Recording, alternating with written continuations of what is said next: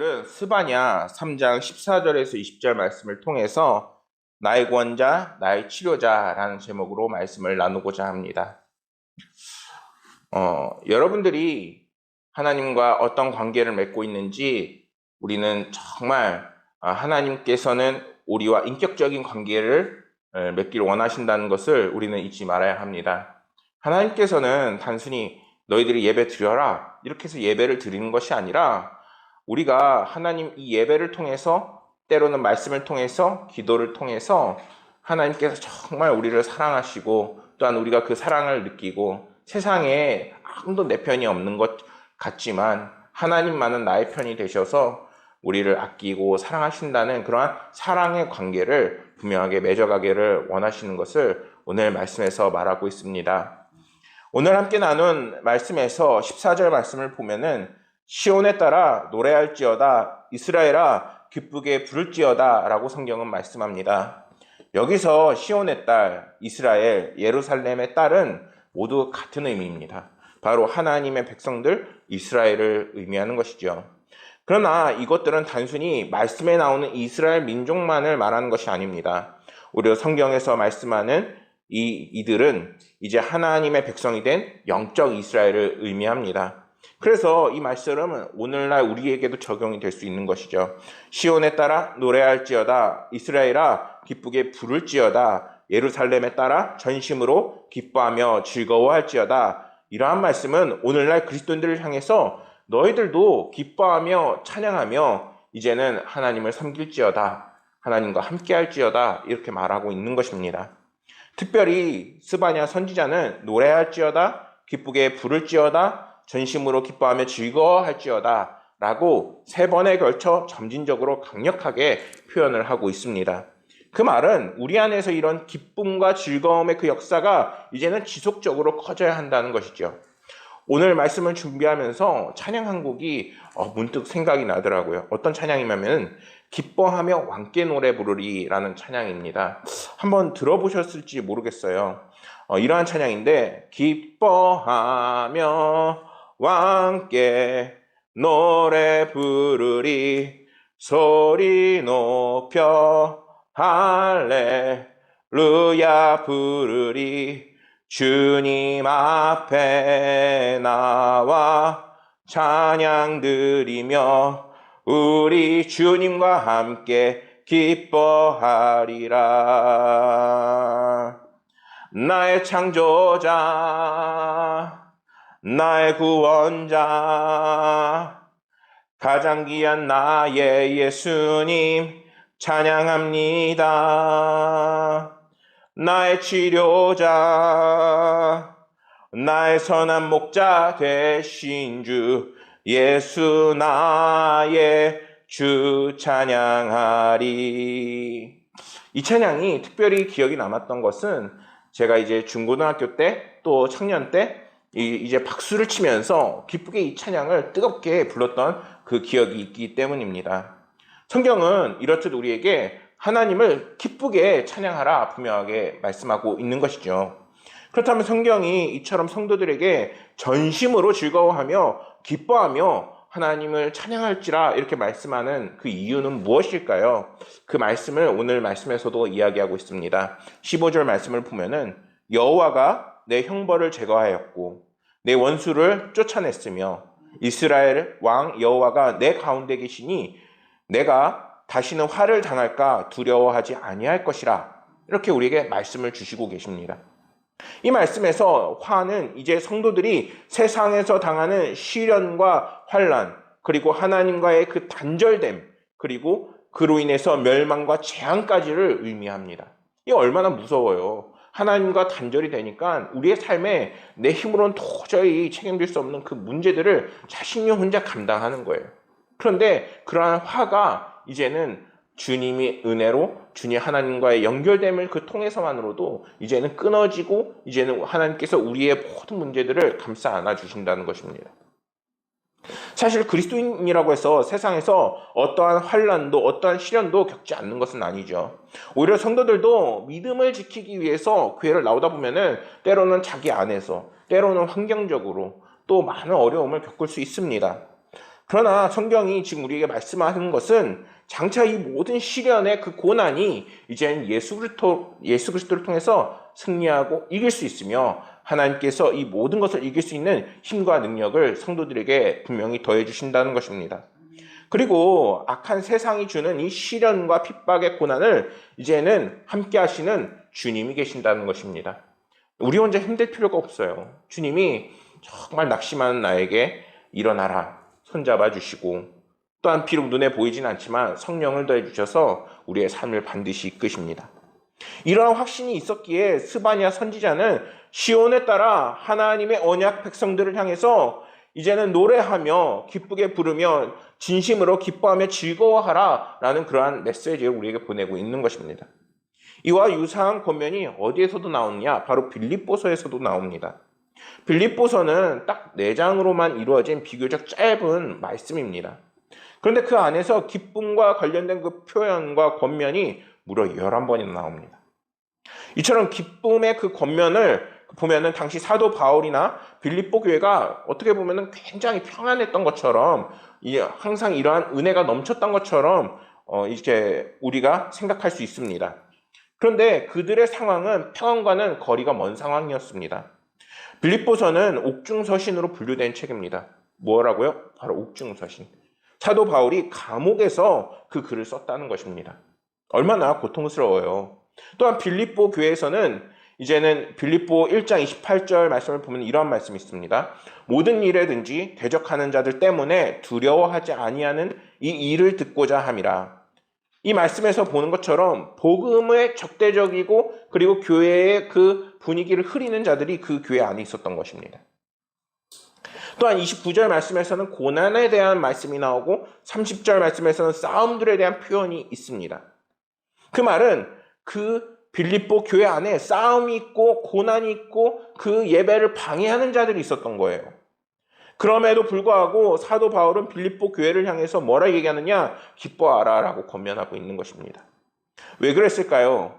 그 이유는 예수 그리스도 주님이 그들과 함께 하시기 때문인 것입니다. 빌립보서에는 기쁨과 관련된 표현이 무려 11번이 있다고 말씀드렸습니다. 근데 그와 동시에 이러한 말씀도 있습니다. 주 안에서, 그리스도 안에서, 그리스도로 말미암아 라는 그 표현들이 몇 번이나 있느냐? 바로 11번이 있습니다. 비록 현실이 정말 어렵고 곤고하고 그 시련이 계속해서 우리들 가운데 닥치지만 우리를 이끄시고 또한 승리자가 되게 하시고 우리 가운데 평강과 기쁨을 더해 주실 예수 그리스도께서 우리와 함께 하시기 때문에 우리는 어떻게 할 수 있느냐? 바로 기뻐하고 즐거워할 수 있다는 것입니다. 오늘날도 마찬가지입니다. 우리에게 시련과 환난이 계속되지만 우리들 가운데에 기뻐할 수 있는 이유는 우리의 모든 문제를 알고 계신 주님이 이제는 우리 가운데에 내주하셔서 우리의 삶을 이끄시고 평안과 은혜 가운데로 이끄실 것이기 때문인 것입니다. 하나님은 말씀하셨어요. 로마서 8장 18절 말씀을 보면은 생각하건대 현재의 고난은 장차 우리에게 나타날 영광과 비교할 수 없도다. 우리가 흔히들 말씀에서도 나오지만 시작은 미약하나 그 끝은 창대하리라 이 말씀도 있지만 그것이 우리 입에서 얼마나 잘 나와요. 하나님께서 성도들의 그 삶을 이제는 책임지시고 이끄실 뿐만 아니라 반드시 지금의 힘들고 어려운 고난을 넘어갈 수 있는 이런 그 능력과 길을 반드시 인도하십니다. 오늘 이 시간 하나님을 전심으로 기뻐하며 예배드림으로 주님이 우리의 무엇이 된다? 나의 치료자가 되시고 나의 구원자가 되신다는 그 믿음을 굳건히 잡는 시간이 되기를 소망합니다. 17절 말씀에서 성경은 너의 하나님 여호와라고 말씀합니다. 이는 하나님과 우리의 관계가 이제는 신과 피조물의 관계가 아니라 아바 아버지라고 부를 수 있는 하나님께서 우리와 인격적인 관계를 맺으심을 보여주시는 그런 말씀입니다. 이어서 너희 가운데 계시니 라고 성경은 말씀합니다. 단순히 하나님께서 하나님의 백성들과 관계를 맺고 있을 뿐만 아니라 하나님의 백성들 안에서 내주하시며 그들의 고통과 문제들에 깊이 관심을 갖고 계신다라는 그러한 말씀의 의미를 담고 있습니다. 말씀 중에 이제 가운데라는 그 말씀의 표현의 원어는 케레브라고 이제 발음을 하는데 이것은 심장 깊숙이라는 의미를 가지고 있습니다. 다시 말해서 하나님께서는 당신의 사랑하는 자녀들, 하나님의 백성들의 중심에 계시며 그들의 고동치는 심장 내면 깊숙한 곳에 계셔서 그들과 함께 하시고 구원하신다라는 그 말씀을 우리에게 주시고 계시는 것입니다. 이러한 하나님의 구원은 인간이 하나님께 구걸하며 얻는 것이 아니라 하나님께서 우리를 사랑하셔서 이제는 어떻게 해서든 도와주시려고 하는 하나님의 그 사랑의 마음이 담겨져 있는 것입니다. 예를 들면은 출애굽기 그 말씀을 보면은 이스라엘 백성들이 고통을 당하게 됩니다. 출애굽기 3장 8절 말씀을 보면은 내가 내려가서 그들의 애굽인의 손에서 건져내고 그들을 그 땅에서 인도하여 아름답고 광대한 땅, 젖과 꿀이 흐르는 땅, 곧 가나안 족속, 헷 족속, 아모리 족속, 브리스 족속, 히위 족속, 여부스 족속의 지방에 데려가려 하노라 이렇게 말씀하고 계십니다. 하나님께서 그들의 그 기도 소리를 들으신 거예요. 그들이 정말 힘들고 어려우시자 이제 하나님께서 칼을 빼들면서 그들을 돕겠다 아주 적극적으로 나서고 계신 겁니다. 그냥 빵부스러기 이렇게 주시는 게 아니에요. 하나님께서는 친히 애굽 사람들에게 고통받는 자신의 백성들 가운데 거하시며 이제는 구원의 역사를 이뤄 가십니다. 그 성경의 말씀이 오늘날에도 우리에게 이어지고 있는 거예요. 단지 하나님께서 예전처럼 막 계시하시고 이러지 않을 뿐이지 지금은 이제는 말씀을 통해서 성경을 통해서 성령을 통해서 우리와 함께하고 계시는 것입니다. 이러한 하나님의 역사는 그리스도의 사역을 통해서 더욱 분명하게 우리에게 전해지고 있는 것입니다. 그분은 하나님의 아들이시며 하나님의 자녀이십니다. 그분은 이제는 우리 가운데 거하시며 때로는 문둥병자와 창기와 세리들에게 이제는 천국 복음을 전해주시고 그들을 구원에 이르게 하셨던 것처럼 이제는 그분의 마음이 그리고 그분의 십자가의 사랑이 오늘날 우리를 구원하고 우리를 이제는 모든 어려움과 죄에서 이제는 건져내게 되는 것입니다. 우리는 그 누구도 스스로 구원에 이를 수가 없습니다. 스스로 온전해지거나 의로워질 수도 없습니다. 그러나 우리가 구원의 그 소망을 가질 수 있는 것은 이제는 주님이 우리를 대신해서 십자가에 달려 돌아가시고 이제는 그 믿음을 통해서 이제는 우리에게 능력을 주시고 그리고 복음 따라 나아가는 성도들에게 그 삶을 책임져 주신다라는 그러한 믿음의 소망을 우리에게 주시고 계시는 것입니다. 복음의 진리가 우리 가운데 굳건하게 있을 때 이제는 우리는 흔들리지 않고 세상의 그 여파에 휘청휘청 되는 것이 아니라 기쁨과 은혜 안에서 이제는 삶을 나아갈 수 있게 되는 것입니다. 그러한 복음의 닻을 갖고 나아가시는 하나님께서 인도하시는 하나님께서 선장이 되시는 삶이 되시기를 소망합니다. 오늘 본문 17절 말씀을 좀 더 보면은 그가 너로 말미암아 기쁨을 이기지 못하시며 너를 잠잠히 사랑하시며 너로 말미암아 즐거이 부르며 기뻐하시리라 이렇게 성경은 말씀합니다. 잠잠히 사랑하신다는 것은 하나님께서 조용히 차분히 우리를 사랑하신다는 것이 아니라 원문을 지역하면은 그가 베푸는 그 사랑 안에서 스스로 만족하고 그 사랑을 향유할 것이라 라는 말씀으로 해석할 수 있습니다. 그 말은 우리를 향한 하나님의 사랑이 얼마나 큰지 그분께서 당신의 자신의 사랑에 스스로 만족해서 기뻐하신다는 것입니다. 이 말씀을 예수 그리스도의 그 사랑과 그리고 하나님의 그 구원을 이제는 그 성경을 통해서 바라보게 되면은 하나님께서 그 백성들을 구원하신 이유가 이제는 그 백성들을 통해서 기뻐하시고 사랑하시기 때문이라는 것을 알 수 있게 되는 것입니다.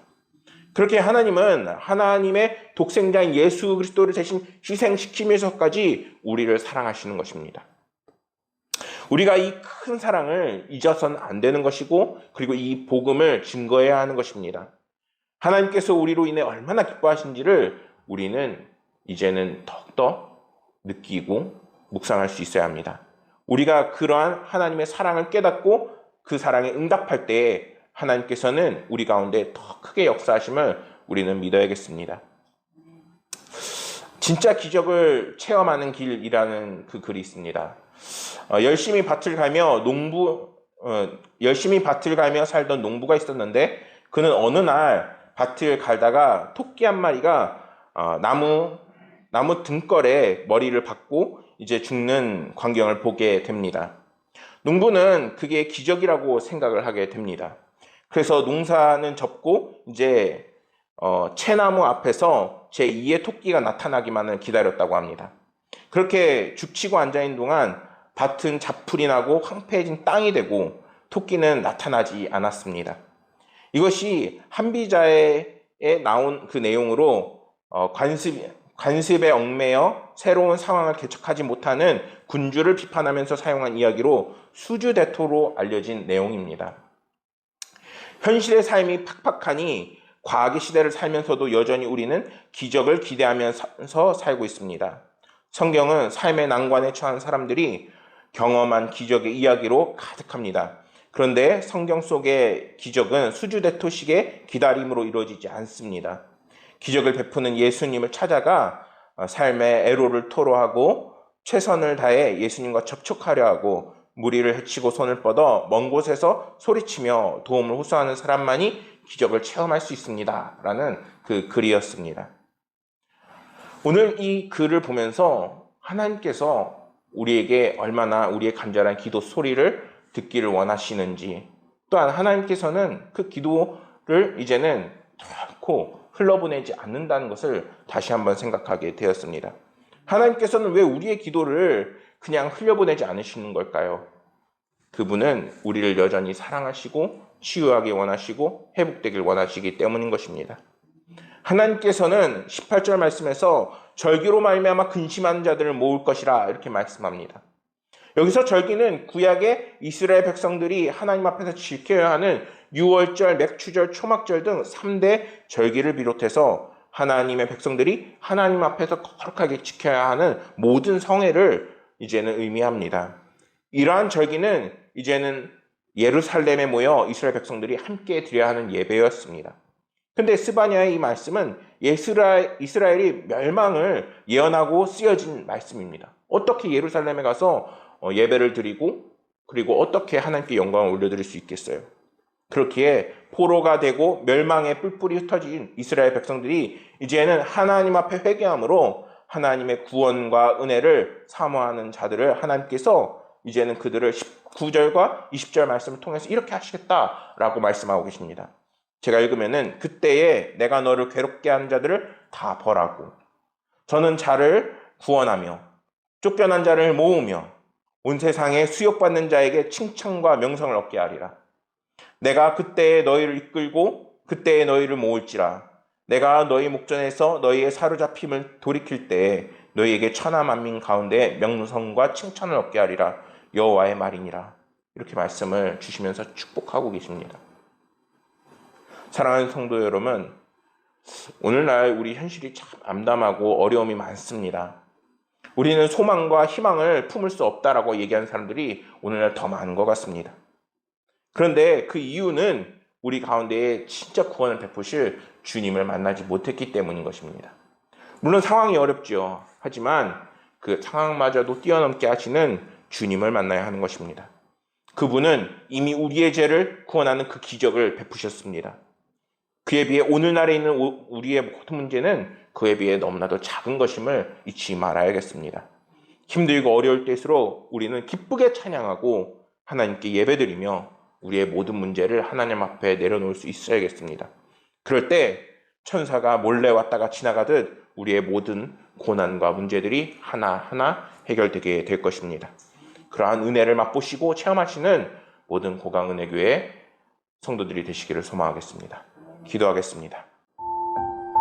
우리의 구원자 되시고 치료자 되시는 주님, 우리의 미약한 믿음을 주여 용서하여 주옵소서. 세상에서 너무나도 힘들고 어려운 일들이 많았습니다. 그러나 그럼에도 불구하고 믿음이 흔들리지 말았어야 했습니다.